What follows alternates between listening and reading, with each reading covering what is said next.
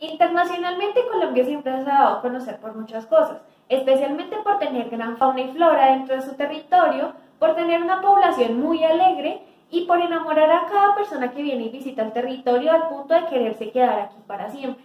Sin embargo, no todo es color de rosa dentro del país.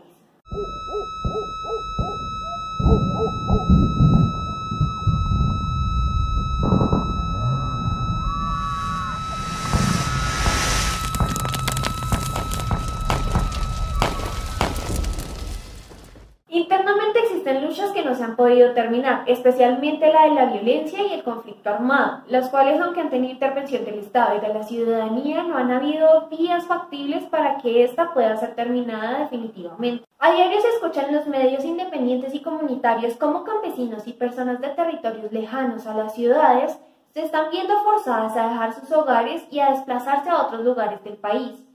Por ello, nosotros queremos hacer un análisis de cómo se ha dado la violencia en Colombia, quiénes son sus principales actores y cómo han actuado en estos casos, y cómo desde distintos medios, tanto tradicionales como no tradicionales, se ha interpretado y se ha dado visibilidad a esta gran problemática que aqueja al país.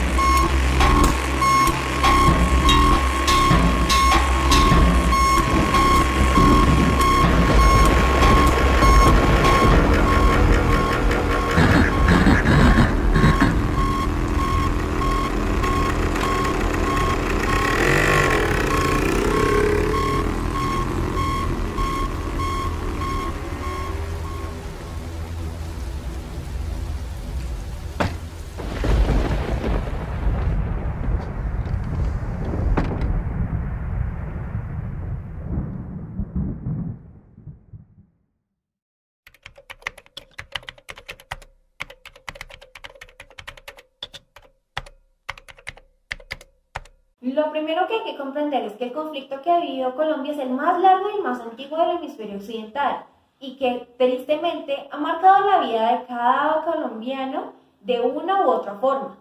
Explicaba ese mundo en un artículo realizado en 2016 que las cifras lo dicen todo. Más de 260.000 muertos, decenas de miles de desaparecidos, casi 7 millones de desplazados. Existen violaciones, secuestros e incontables tragedias personales.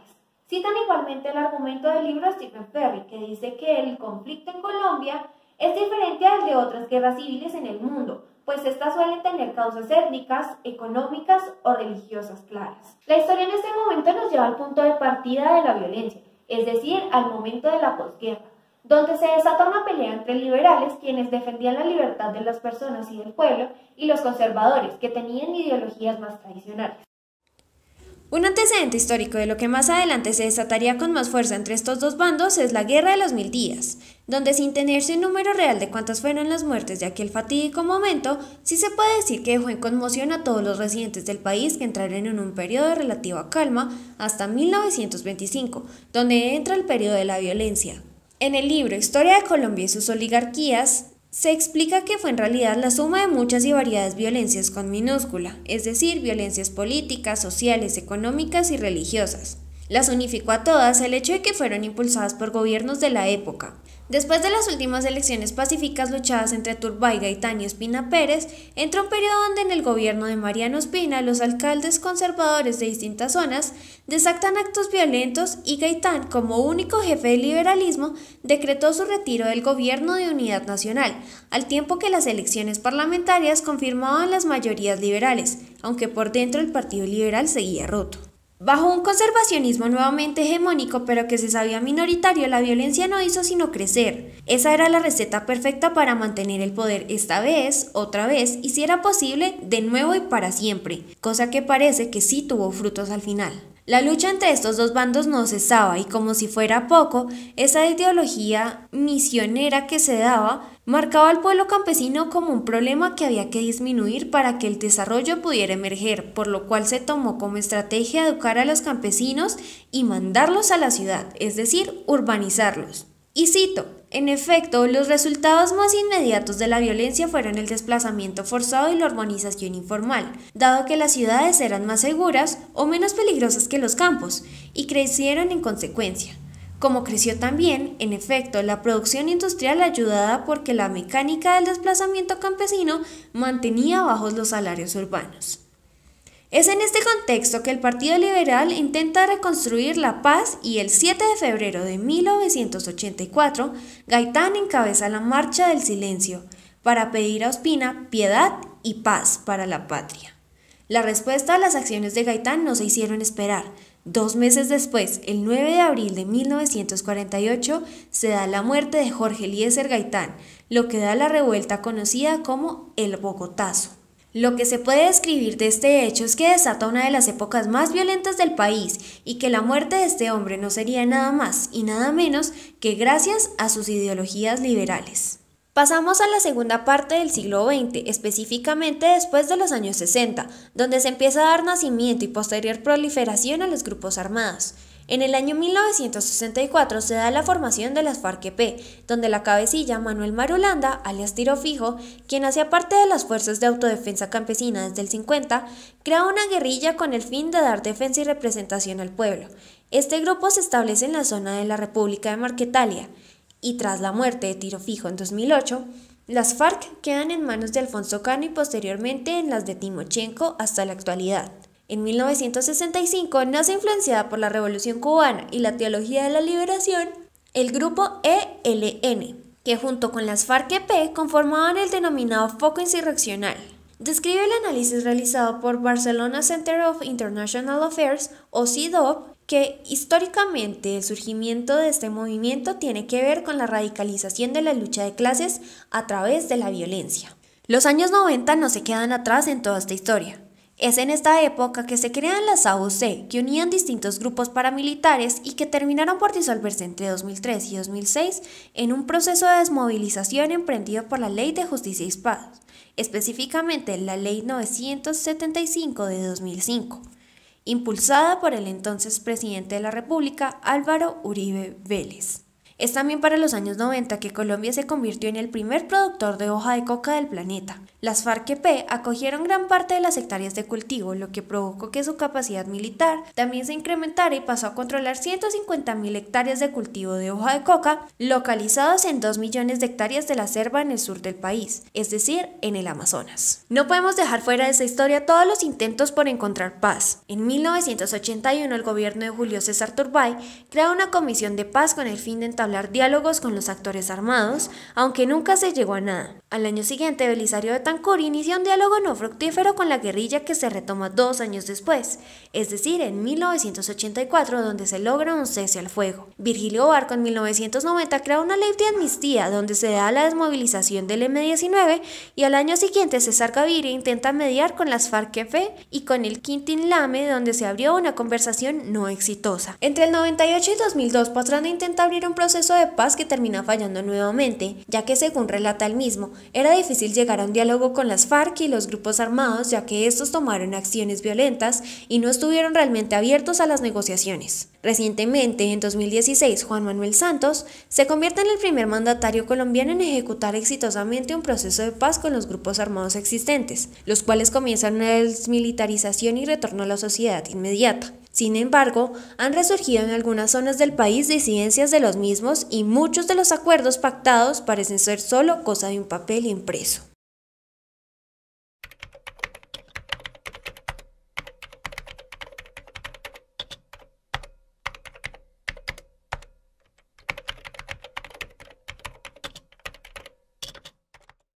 Teniendo en cuenta la información anterior, es importante cuestionarse si tal vez existan cifras exactas de las víctimas de desplazamiento forzado hasta el día de hoy. ¿De cuántas familias estamos hablando después de todo el tiempo que ha pasado?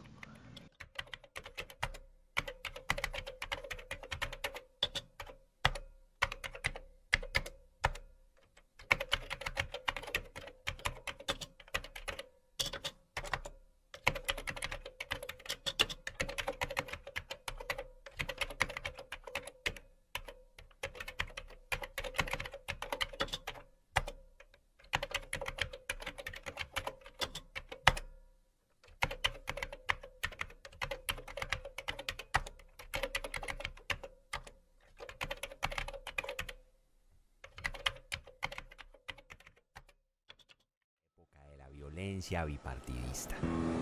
Historias terribles de muertos flotando en el río, de cadáveres abandonados que mancharon de sangre la tierra, asesinados a machetazos. Ya no respetaban a las mujeres ni a los niños. Nos tocó dejar nuestro pueblo y lo poco que teníamos, desplazarse desde las cosas más duras que le puede pasar a uno, mijo. Pero la violencia que conocí de niño no se acabó, se transformó. En el campo siempre hay alguien con armas que exige que nos aliemos a él. Oye, usted, ¿del lado quién está? Y la tierra, la bendita tierra no deja de ser un problema. Es muy difícil que podamos ser propietarios.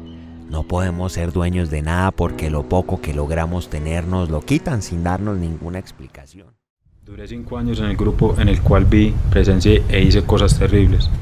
Uno como miembro debe acatar las órdenes sí o sí, si no, corre graves consecuencias, hasta la muerte propia o de familiares. Nunca pensé en desertar ya que mi familia estaba de por medio. Ellos pagarían por mis actos. Asesiné personas y vi cómo las asesinaban. Tuve que desmembrar personas y enterrarlas. Se hacían amenazas, desplazamientos, se les robaba a las personas sus lotes, casas, ganados, etc. Los paramilitares eran quienes decidían quién ganaba las elecciones. Ni la policía ni el ejército mandaban, solo los paramilitares. Toda mi niñez se quedó en ese grupo armado ilegal. Yo quería ser un jugador de fútbol profesional y llegar a los grandes clubes de Europa. Pero mi niñez no fue un balón. Fue un fusil AK-47. El desplazamiento es un tema que muchos nombran pero que pocos hablan. Es el elemento agudo de la crisis humanitaria que padece el pueblo colombiano hasta el día de hoy. Es un crimen que reúne la amenaza, la tortura, desarraigo, pérdida de bienes, fractura de comunidades, crímenes de lesa humanidad debido al conflicto interno del país. Se está hablando de 4.5 millones de colombianos, más de 3 millones de hombres, mujeres y niños viviendo en el desplazamiento forzado, tomado de un artículo de Móvice. Canadá era para mí un país donde vivía Papá Noel y había mucha nieve. Eso pensábamos y nunca imaginamos tener que llegar aquí. A toda la familia le tocó desplazarse de Cartagena a Valledupar, de ahí para Bogotá. No había ya sitio en un país en el que todos los paisajes se habían vuelto peligrosos. Pero se termina normalizando todo en una mezcla de adaptación a un contexto hostil y una forma de negar lo que no se puede procesar. Cuando finalmente fueron conscientes de que ya no había espacio para vivir en Colombia, que el desplazamiento forzado se vuelve como una cadena, ya no había cobijo ni escondite. El exilio tiene a veces muchos desplazamientos internos previos e incluso refugios caminantes. ¿Por qué el tema no se reconoce o se habla poco? La respuesta es clara. Debido a la censura, el intento de desaparecer los hechos de los medios masivos de comunicación y del reconocimiento gubernamental, deja una sensación que la audiencia interpreta que dicho fenómeno ya no se representa porque los grupos paramilitares se desmovilizaron, aunque la otra cara de la moneda refleja que dicho fenómeno aún sucede y que en algunas regiones del país este problema ha adquirido cifras alarmantes. Las cifras hablan por sí solas. Para la fecha del 31 de marzo de 2011, el número de desplazados internos en Colombia llegó a ser de 3.648.315, según el informe de Femedios. Ahora, pensemos en lo que pasa con los exiliados que tuvieron de salir del país debido al desplazamiento forzado. Hay una Colombia de gente muy sufrida y otra a la que el sufrimiento de los demás no le importa, dice ella. El problema no son los áscaris, es la pobreza. Y no es la anestesia, sino la insensibilidad. A los 89 años sigue estudiando 2 horas al día desde su exilio en México. Para ayudarnos a comprender, dice que se necesita teoría para entender mejor las cosas que hay que cambiar. Pero, ¿cómo se encuentran los que se quedan y caminan largas distancias a lo largo y ancho del país, resistiendo a no salir del territorio nacional? El barrio La Nora, ubicado en Villavicencio, es conocido como la periferia, invasión o el cinturón de miseria, donde habitan aproximadamente 2.000 víctimas del desplazamiento forzado. La estadía de nosotros acá y el estar nosotros es porque nos tocó, porque realmente llegamos de desplazados, no teníamos a dónde llegar.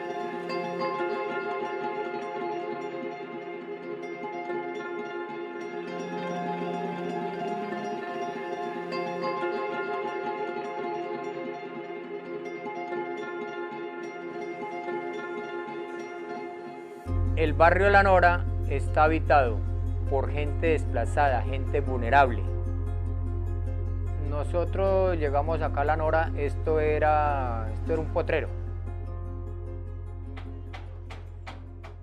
Nosotros cogimos acá con plásticos, con cabullas, guindados como pudimos. Entonces llegaba la policía y de aquí nos sacaron unas 4 o 5 veces y nos tocaba correr más para el monte, esperar que se fuera la policía y otra vez insistir y de tanta insistencia aquí estamos. Ellos se acercaban hacia nosotros solamente para sacarnos, para terminar de desplazarnos hacia otro lado, menos para mirar la situación y el por qué nos metimos acá. Las familias campesinas acostumbradas a su leche, a sus huevos, a tener su pan coger, pero acá llega uno a la ciudad a engrosar la miseria y a mendigar. Dicho fenómeno aumenta sin cesar. Un ejemplo claro es en el año 2019 cuando la Oficina de Asuntos Humanitarios de la ONU advirtió que Nariño ocupaba el primer puesto del país con el mayor número de desplazados, con un total de 575 víctimas, pero los casos de dicho año suman a 2.717 víctimas y los reportes de los organismos humanitarios lo confirman, según una noticia de La Silla Vacía. Otro ejemplo es la Unidad para la Atención y Reparación Integral a las Víctimas, la cual publicó la cifra más reciente del Observatorio Global del Desplazamiento Interno, que equivale a más de 5,6 millones de personas desplazadas internamente por consecuencia del conflicto armado en Colombia al 31 de diciembre del 2019. En compañía de la cifra reportada por el Gobierno Nacional, según el Registro Único de Víctimas, con un acumulado histórico de casi 8 millones de desplazados desde 1985 hasta el 31 de diciembre del 2019, esta es una cifra que supera la población de la ciudad capital del país. Finalmente, un artículo reciente de la Comisión de la Verdad se encuentra una cifra contundente publicada por la Unidad Administrativa Especial para la Atención y Reparación Integral de las Víctimas, que evidencia a la fecha del 30 de abril del 2021 se ha reportado 12.647 víctimas que hacen parte de la población afrocolombiana, raizal y palenquera, con un 90,93% de estos casos que son de desplazamiento forzado. Son cifras que inquietan y llevan a un punto. Si el desplazamiento ha sido informado de manera mínima y dicho fenómeno no dejó de suceder, ¿cuántas veces se debe duplicar esta cifra para llegar a lo más aproximado posible hasta el día de hoy?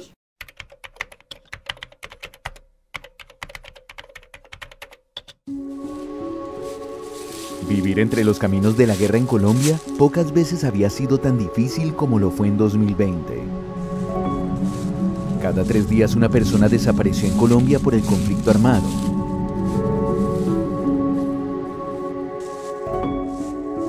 En promedio, todos los días hubo al menos una víctima de artefactos explosivos.